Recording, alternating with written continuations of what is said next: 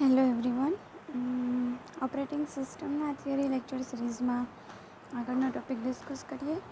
સો આપણે શું જોયું છે? Deadlock. What is deadlock? A set of processes is deadlocked if each process in the set is waiting for an event that only another process in the set can cause. એટલે કે એવી situation કે જ્યાં એક process છે એ weight કરતી હોય કે બીજી પ્રોસેસ કંઈક ઇવેન્ટ કમ્પ્લીટ કરે તો જ આ પ્રોસેસ કમ્પ્લીટ થઈ શકે. તો આવી જે મ્યુચ્યુઅલ બરાબર આવી સિચ્યુએશન અકર થાય બરાબર, તો એ આવી સિચ્યુએશનમાં જે પ્રોસેસીસ હોય તો એ ડેડલોક થયું કહેવાય બરાબર. તો આપણે આ રિસોર્સ અલોકેશન ગ્રાફ પણ જોઈ લીધું હતું. Now let us discuss condition for deadlock. Okay, so which are the conditions for deadlock to occur? So there are 4 conditions that must hold for deadlock to occur, and these conditions are as follows. Let us discuss one by one. First is mutual exclusion condition. Each resource can be assigned to exactly one process. If any process requests resource which is not free, then that process will wait until resource become free. આપણે આની પહેલાં પ્રિન્ટરવાળું જે example જોયું હતું બરાબર, એમાં જોયું હતું કે પ્રોસેસ એ હોય, પ્રોસેસ બી હોય. તો પ્રોસેસ એ છે બરાબર, એ પ્રિન્ટરનો યુઝ કરતી હોય તો ત્યાં સુધી પ્રોસેસ બીએ વેઇટ કરવો પડે. તો સેમ વસ્તુ મ્યુચ્યુઅલ એક્સક્લુઝન કન્ડિશનમાં કહેવા માગે છે. Second condition, hold and wait condition. A process must be holding at least one resource and waiting for additional resources. Also, such resources are currently being held by other processes. Okay, એટલે એવું છે કે એક resource ને hold કરે છે અને બીજા કોઈ એડિશનલ રિસોર્સ માટે વેઇટ કરતી હોય તો એવી પ્રોસેસ આવશે હોલ્ડ એન્ડ વેઇટ કન્ડિશનની સિચ્યુએશનમાં. ઓકે, થર્ડ છે no preemption condition. So resources can not be preempted. Preempted એટલે ફોર્સફુલી લઈ લેવું બરાબર. યુનિટ 1 અને યુનિટ 2 જ્યારે સ્ટાર્ટ થયું ત્યારે આપણે ડિસ્કસ કર્યું હતું પ્રિએમ્પશન એન્ડ નોટ પ્રિએમ્પ્ટિવ બરાબર. એટલે કે કોઈ વસ્તુ ફોર્સફુલી જો લઈ શકતા હોય વિચ મીન્સ પ્રિએમ્પ્ટેબલ, અને જો ન લઈ શકતા હોય which means no preemptable, no preemption. So no preemption condition એટલે કે રિસોર્સિસ આપણે ફોર્સફુલી લઈ શકતા નથી. Once resources are granted they cannot be forcibly taken away from a process. So they must be explicitly released by the process holding them. જ્યારે process એને release કરે ત્યારે જ રિસોર્સ રિલીઝ થાય, ત્યાં સુધી થાય નહીં. And the fourth condition is circular wait. There must be a circular chain of 2 or more processes. Each process is waiting for a resource which is held by the next member of the chain. એટલે કે એવા રિસોર્સની weight થતી હોય કે જે બીજા કોઈ પ્રોસેસે ઓલરેડી હેલ્ડ કરેલું હોય બરાબર. હવે પ્રોસેસ એ છે એણે પ્રિન્ટરને હેલ્ડ કરેલું છે બરાબર. પ્રોસેસ બી છે એણે સ્કેનરને હેલ્ડ કરેલું છે. તો પ્રોસેસ બી છે એ પ્રિન્ટર માટે રિક્વેસ્ટ કરે છે. અગેન પ્રોસેસ સી છે, પ્રોસેસ બી એ હેલ્ડ કરેલા સ્કેનર માટે રિક્વેસ્ટ કરે છે બરાબર. આવી આખી જે ચેન્જ જનરેટ થાય બરાબર, એ શું થયું સર્ક્યુલર વેઇટ બરાબર, સર્ક્યુલર ચેઇન. અને ફરી પાછું પ્રોસેસ સી હોય એ પાછું પ્રોસેસ એ આગળ જે રિસોર્સિસ હોય અગેન એનું વેઇટ કરતા હોય. તો આવી રીતે આખું સર્ક્યુલર ચેઇન ક્રિએટ થાય. સો all 4 of these condition must be present for a deadlock to occur. Deadlock તો જ થાય જો આ ચારે ચાર કન્ડિશન પર્ટિક્યુલર કોઈ પ્રોસેસમાં એટ અ ટાઈમ પ્રેઝન્ટ હોય. જો આમાંથી કોઈ એક પણ કન્ડિશન એબસેન્ટ હોય તો ડેડલોક થવાની શક્યતા નથી. નો ડેડલોક ઇઝ પોસિબલ. એટલે કે 4 કન્ડિશન છે એ 4માંથી 3 પ્રેઝન્ટ છે પણ કોઈ એક કન્ડિશન એબસેન્ટ છે તો ડેડલોક થશે નહીં. Okay, so this 4 condition is very important. There will be question like list out the condition for deadlock to occur, or question like that explain in detail which are the condition for deadlock to occur. So this 4 mutual exclusion condition, hold and wait condition, no preemption condition and circular wait condition. Now next topic is dealing with deadlock. How to deal with deadlock. So no any system desire to have deadlock. કોઈ સિસ્ટમની એવું ના ઈચ્છતી હોય કે એ deadlock સિચ્યુએશનમાં આવે. So there must be some means to deal with deadlocks. In general, 4 strategies are used for dealing with deadlocks. Deadlock જોડે કેવી રીતે ડીલ કરવી એના માટેની સ્ટ્રેટેજી છે 4. અહીંયા લિસ્ટ કરી છે. Do not confusion of condition of deadlock, condition to occur deadlock and how to deal with deadlock. Okay, so these are the 4 strategy. First is just ignore the problem altogether. Second one is detection and recovery. Third one is dynamic avoidance and fourth one is prevention. So let us discuss it one by one. Okay, so first is just ignore the problem altogether. So according આ સ્ટ્રેટેજીમાં શું કરવાનું છે, deadlock થાય તો એને ignore કરી દેવાનું, બરાબર, અને એવું એઝ્યુમ કરી લેવાનું કે ડેડલોક સિસ્ટમમાં થયો જ નથી, અથવા તો એવું એઝ્યુમ કરવાનું કે કોઈક રેર ઓકેઝન હોય ત્યારે છે ડેડલોક થાય છે. તો reason behind this is deadlock prevention price is high. It is mostly in terms of putting inconvenience restriction on processes. આવું ઇગ્નોર કરવા માટેનું રીઝન શું છે, તો કે જે ડેડલોક પ્રિવેન્શન માટેની જે પ્રાઇસ છે વધારે છે, અને જનરલી એવું થાય છે કે વધારાનું ઇનકન્વિનિયન્ટ રેસ્ટ્રિક્શન છે આપણે પ્રોસેસીસ ઉપર મૂકીએ છીએ. So most user would prefer an occasional deadlock rather than a restricted access to resources. એટલે વધારે પડતા યુઝર શું પ્રિફર કરે કે ક્યારેક ઓકેઝનલી ડેડલોક ચલાવી લે, પણ રિસોર્સિસને એક્સેસ કરવા માટે રિસ્ટ્રિક્શન જોઈએ નહીં. And Unix operating system follow this strategy કે પ્રોબ્લેમ ડેડલોક થાય તો એને ઇગ્નોર કરી દેવાનું, બટ રિસોર્સિસને એક્સેસ કરવા માટે રિસ્ટ્રિક્શન આપવાનું નહીં. Okay, second one is detection and recovery. So this strategy allow deadlocks to occur but it does not prevent deadlock from occurring.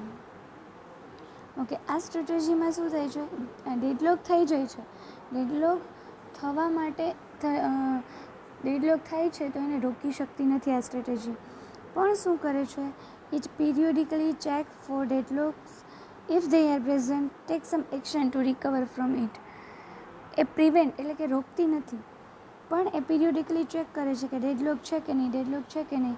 જો હોય તો જ એનામાંથી રિકવર કરવા માટે કંઈક એક્શન લેશે. અને ડેડલોકને ડિટેક્ટ કરવા માટે શું કરશે, રિસોર્સ અલોકેશન ગ્રાફ છે એને કન્સ્ટ્રક્ટ કરવામાં આવશે, including all processes and resources. In starting when we discuss deadlock we will show the allocation graph, resource allocation graph. તો એ રિસોર્સ એલોકેશન ગ્રાફ ઉપરથી ખબર પડશે કે ડેડલોક છે કે નહીં. જો આવા ગ્રાફમાં સાયકલ હોય એનો મતલબ કે ડેડલોક છે, અધરવાઇઝ સિસ્ટમ છે ડેડલોક ફ્રી છે. અને આવા ટાઈપનું ચેકિંગ છે એ પીરિયોડિકલી કરવામાં આવે છે. તો આ સ્ટ્રેટેજીમાં ડેડલોક થતું રોકી નથી શકતા, પણ ડેડલોક છે કે નહીં એ પીરિયોડિકલી ચેક કરે છે, અને જો છે તો એને રિકવર થવા માટેના જરૂરી જે રૂલ્સ અથવા તો એક્શન લેવી પડે એ લે છે. એન્ડ જો હવે ડિટેક્ટ થઈ ગયો, કેનાથી ડિટેક્ટ થયો, તો કે રિસોર્સ એલોકેશન ગ્રાફથી કે ડેડલોક છે કે નહીં. હવે એનામાંથી રિકવરી કેવી રીતે લેવું, તો કે 3 વે છે કે જેનાથી આપણે રિકવરી લઈ શકીએ છીએ. કયા? તો પહેલું છે recovery through preemption. Okay, so first one is recovery through preemption. In some cases, it may be possible to temporarily take a resource away from its current owner and give it to another. Deadlock થઈ ગયો છે, હવે આપણે એમાંથી recovery લેવી છે, તો શું કરશું, તો કે એવી અમુક કેસીસમાં એવું થઈ શકે કે ટેમ્પરરી એ રિસોર્સ છે એ કરંટ જે પ્રોસેસ પાસે હોય એની પાસેથી લઈ અને બીજા પાસે લઈ લઈએ તો જે સર્ક્યુલર જે ચેઇન ક્રિએટ થતી હતી આપણે જો રિસોર્સ એલોકેશન ગ્રાફમાં એ તૂટી જશે. So this is the one way. Second way is recovery through rollback. Okay, so રોલબેકમાં શું થશે, પ્રીવિયસ મોમેન્ટ છે ત્યાં સુધી છે એ પ્રોસેસને રોલબેક કરી દેવામાં આવશે કે જ્યાં ડેડલોક હતો નહીં, બરાબર. એવા પ્રીવિયસ ફેઝ ઉપર લઈ જવામાં આવે કે જ્યાં ડેડલોક નથી. પણ આના માટે શું રિક્વાયરમેન્ટ છે, તો કે this requires periodic check pointing of processes. Periodic check પોઇન્ટિંગની રિક્વાયરમેન્ટ છે.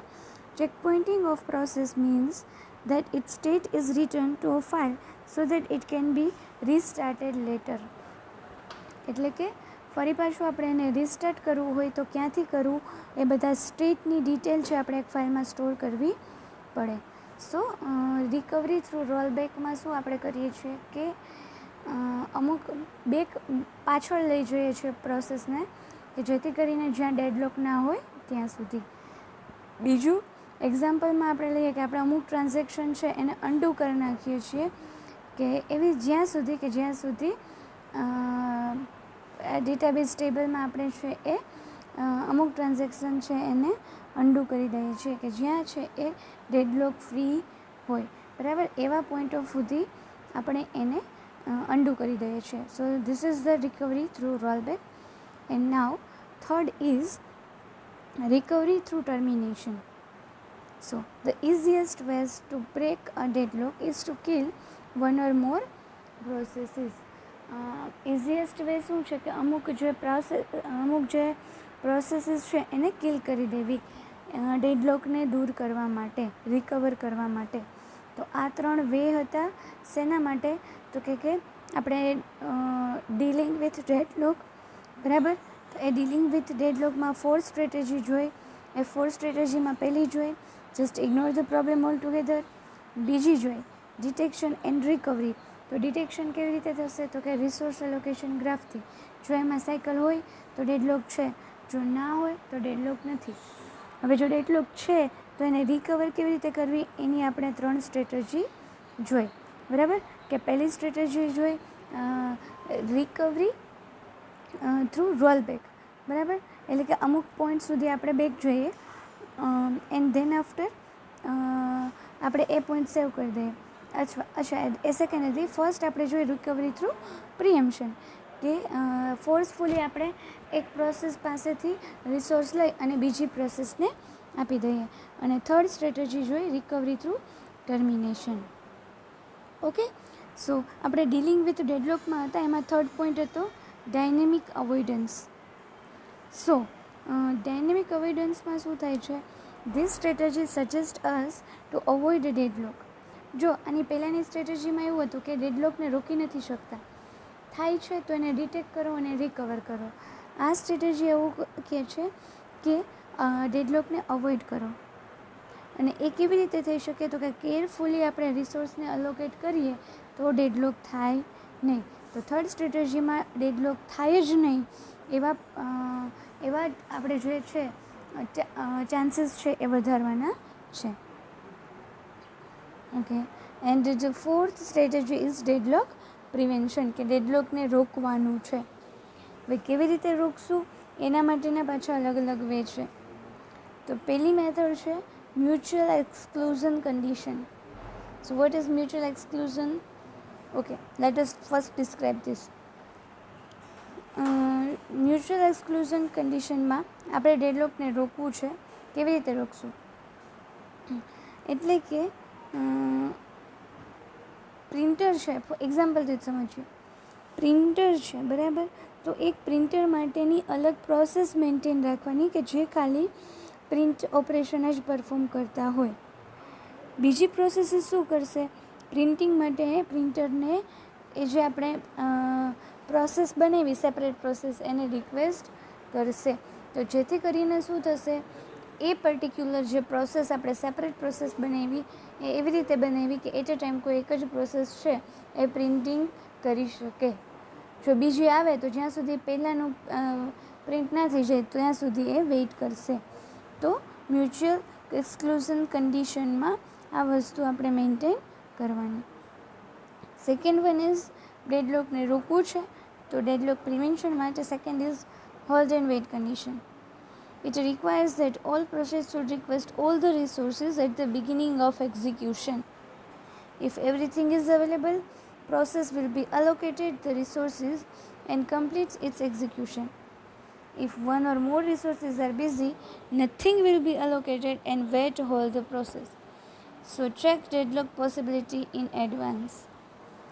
ઓકે, હોલ્ડ એન્ડ વેઇટ કેવું હતું કે કોઈ એક પ્રોસેસ છે એક રિસોર્સને હોલ્ડ કરે છે, બીજા માટે વેઇટ કરે છે. Let S C. તો આ સિચ્યુએશનમાં કેવું થાય છે કે P0 છે એની પાસે રિસોર્સ 0 છે, પણ એને પોતાની પ્રોસેસ કમ્પ્લીટ કરવા માટે રિસોર્સ 1 જોઈએ છે. તો એની પાસે રિસોર્સ 0 હોલ્ડ છે અને રિસોર્સ 1 માટે વેઇટ કરે છે. So this is hold and wait condition. આવું થવા નથી દેવું. જો આવું થાય તો ડેડલોક થવાના ચાન્સીસ છે. આવું નથી થવા દેવું તો શું કરવાનું છે એ આપણે ડેડલોક પ્રિવેન્શનમાં જોતા હતા કે આવું જો ના થવા દેવું હોય તો પ્રોસેસ P0 એ પહેલેથી કહી દેવાનું કે મારે રિસોર્સ 0 અને રિસોર્સ 1ની રિક્વાયરમેન્ટ છે. જો રિસોર્સ 0 અને રિસોર્સ 1 અવેલેબલ હોય તો પ્રોસેસ P0ને મળશે. જો નથી તો એને વેઇટ કરવાનો રહેશે જ્યાં સુધી આ બંને અવેલેબલ ન થાય ત્યાં સુધી. જ્યારે પણ ગમે ત્યારે પણ આ બંને અવેલેબલ થાય ત્યારે જ પ્રોસેસ P0ને આપવામાં આવશે, એટલે P0 ઇઝીલી કમ્પ્લીટ થઈ જાય, આ hold and wait situation occur ના થાય. એવી જ રીતે P1ને જો રિસોર્સ 0 અને રિસોર્સ 1ની રિક્વાયરમેન્ટ છે તો એને પહેલેથી એની રિક્વેસ્ટ કરી દેવાની કે મારે પ્રોસેસ કમ્પ્લીટ કરવા માટે આ બે રિસોર્સની રિક્વાયરમેન્ટ છે. જો એ બંને અવેલેબલ હોય તો આપવાના, જો અવેલેબલ નથી તો જ્યાં સુધી અવેલેબલ ના થાય ત્યાં સુધી એને વેઇટ કરવો પડે. સો આમાં આપણે શું કરીએ છીએ, ડેડલોક પોસિબિલિટી છે એ એડવાન્સમાં ચેક કરી લઈએ છીએ. Okay, and the third one is no preemption condition. So this will normally not possible because non-preemptible resources like printer, scanner which cannot be preempted. એટલે નો પ્રિએમ્પશન કન્ડિશનનો એપ્લાય કરવો generally possible નથી. And the fourth one is circular wait condition. આ બધી condition છે એટલે કે આ બધા ફોર્મ્યુલા છે એ ડેડલોકને પ્રિવેન્ટ કરવા માટે એપ્લાય કરવામાં આવે છે. સર્ક્યુલર વેઇટમાં શું થશે, resources are allocated in some fixed order. So for example, a process may request first printer, then a tape drive, but it may not request first a plotter and then a printer. એટલે કે particular સિક્વન્સમાં 1 by 1 જ resource છે એના માટેની request કરવાની, જેથી કરીને શું થાય, રિસોર્સિસમાં સાયકલ ક્રિએટ ના થાય. એટલે જો આપણે રિસોર્સ એલોકેશન ગ્રાફમાં હમણાં સાયકલ જોઈ એવી સાયકલ ક્રિએટ ન થાય, એટલા માટે આ વસ્તુ આપણે એપ્લાય કરવાની. સો this is the 4 thing that we need to apply if we want to prevent deadlock. So mainly there is when we dealing with deadlock there is 4 strategy. That 4 is just ignore the problem altogether, detection and recovery, dynamic avoidance and prevention. And in deadlock prevention we describe different 4 strategy. So be careful with this question. There are various types of question asked from deadlock. So when you are giving answer of this type of question, be careful. Okay, so this is all about deadlock. Now what is mutual exclusion? Okay, આપણે already race condition જોઈ લીધી હતી, but એ race condition અને mutual exclusion શું છે, બરાબર? તો એ આપણે જોઈએ. So mutual exclusion is the way of making sure that if one process is executing critical section, other process will be excluded from executing critical section. What is critical section? That all of you aware about it. Now કોઈ એક process critical સેક્શનમાં access કરતી હોય તો બીજી કોઈ process છે એ critical સેક્શનનો એક્સેસ કરી શકે નહીં. જો એ વસ્તુ કોના દ્વારા હેન્ડલ, જે આપણે જે વેથી એને હેન્ડલ કરીએ છીએ એને કહેવાય mutual exclusion. And this means only one process would be allowed to execute critical section. Okay, and it is the responsibility of an operating system to assure that no more than one process is present in its critical section simultaneously. Okay, અને mutual exclusion સમજાવવા માટેનું best example છે પ્રિન્ટરવાળો જે આપણે diagram describe કર્યો છે એ. આ diagram આપણે જોઈએ કે મ્યુચ્યુઅલ એક્સક્લુઝનથી શું થશે, તો કે મ્યુચ્યુઅલ એક્સક્લુઝન એક વે છે, તો એ વેમાં એ શું કરશે કે પ્રોસેસ એ છે એ ક્રિટિકલ સેક્શનમાં છે, એ પ્રિન્ટરનો યુઝ કરે છે, તો એ વખતે પ્રોસેસ બી છે એ એન્ટર થઈ શકશે નહીં, એ બ્લોક થઈ જશે ત્યાં સુધી જ્યાં સુધી પ્રોસેસ એ લીવ નહીં કરે ક્રિટિકલ સેક્શનને ત્યાં સુધી, અને પછી જ બી છે એ પર્ટિક્યુલર એ સેક્શનમાં એન્ટર થઈ શકશે. બરાબર, તો એ વસ્તુ જે મેનેજ થાય છે એ જે વે છે એને શું કહેવાય? Mutual exclusion. So mutual exclusion is the way of making sure that if one process is executing critical section, other process will be excluded from executing critical section. Okay, so next topic is preemptible versus non-preemptible resources. Again, the name concept of name preemptible એટલે forcefully લઈ લેવું, non પ્રિએમ્ટેબલ એટલે forcefully ના લેવું. તો રિસોર્સિસમાં પણ આપણે અમુક રિસોર્સિસ એવા હોય કે જેને ફોર્સફુલી પ્રોસેસ પાસેથી લઈ શકતા હોય, અમુક રિસોર્સિસ એવા છે કે જેને આપણે ફોર્સફુલી પ્રોસેસ પાસેથી લઈ અને બીજી પ્રોસેસને આપી શકતા નથી. So what is preemptible resources? That resources that can be taken away from the process currently using it with no ill effects. એટલે કે બીજી કોઈ એક્સ્ટ્રા ઇફેક્ટ્સ વગર આપણે છે એ રિસોર્સિસને પ્રોસેસ પાસેથી લઈ શકીએ જે કરન્ટલી યુઝ થતી હોય એ. So here process doesn't get affected when resource is taken away from its during its execution. પ્રોસેસમાં કાંઈ અફેક્ટ આવતું નથી જ્યારે રિસોર્સિસ એની પાસેથી લઈ લેવામાં આવે, અને આવા રિસોર્સિસ આપણે લઈ લઈએ તો એ ડેડલોક પણ કોઝ કરતા નથી. એનું એક્ઝામ્પલ છે પ્રિએમ્ટેબલ રિસોર્સિસના મેમરી અને સીપીયુ. એટલે કે કોઈ પ્રોસેસ છે એ કરન્ટલી સીપીયુમાં એક્ઝિક્યુટ થતી હોય અને આપણે એની પાસેથી સીપીયુ લઈ અને બીજી કોઈ પ્રોસેસ એક્ઝિક્યુટ કરવા માંડીએ તો એ પ્રોસેસમાં કાંઈ અફેક્ટ થતું નથી. Okay, and opposite of non-preemptible resources, that resources we cannot be taken away from the process currently using it without causing execution to fail. એટલે આપણે જો લઈ લઈએ તો એ પ્રોસેસનું એક્ઝિક્યુશન ફેલ થઈ જાય. સો પ્રોસેસ છે અફેક્ટ થાય છે જ્યારે આપણે રિસોર્સ એની પાસેથી લઈ લઈએ છીએ ત્યારે. સો સચ રિસોર્સિસ મે કોઝ ડેડલોક, અને આવા રિસોર્સિસથી જ ડેડલોક અકર થાય છે, જેમ કે પ્રિન્ટર, સ્કેનર. બરાબર, આવા ટાઈપના રિસોર્સિસથી શું પ્રોબ્લેમ થાય છે? ડેડલોક થાય છે, અને આપણે આને ફોર્સફુલી કોઈ પ્રોસેસ પાસેથી લઈ શકતા નથી. જો લઈએ છીએ તો એ પ્રોસેસ છે એ શું થાય છે? એ કિલ થઈ જાય છે. Okay, so this is the last topic of unit number 2.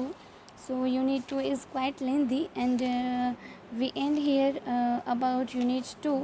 We discuss various topic of unit 2. Okay, in your syllabus there will be 20 marks weightage of this unit. બરાબર, એટલે જે પહેલું યુનિટ હતું ઓપરેટિંગ સિસ્ટમ કન્સેપ્ટ એમાંથી 10 માર્ક્સનું weightage હતો, પણ unit 2 છે એ મેક્સિમમ વેઇટેજ ધરાવે છે 5 યુનિટમાંથી, અને એમાંથી 20 માર્ક્સના ક્વેશ્ચન છે એ પૂછાય છે. બરાબર, ઘણા બધા આપણે process related, process management, process states, scheduling, schedulers, criteria, algorithms, race condition, mutual exclusion, monitor, deadlock, આ બધી વસ્તુ આપણે ડિસ્કસ કરી. તો આ બધું યુનિટ 2નો આ લાસ્ટ ટોપિક હતો.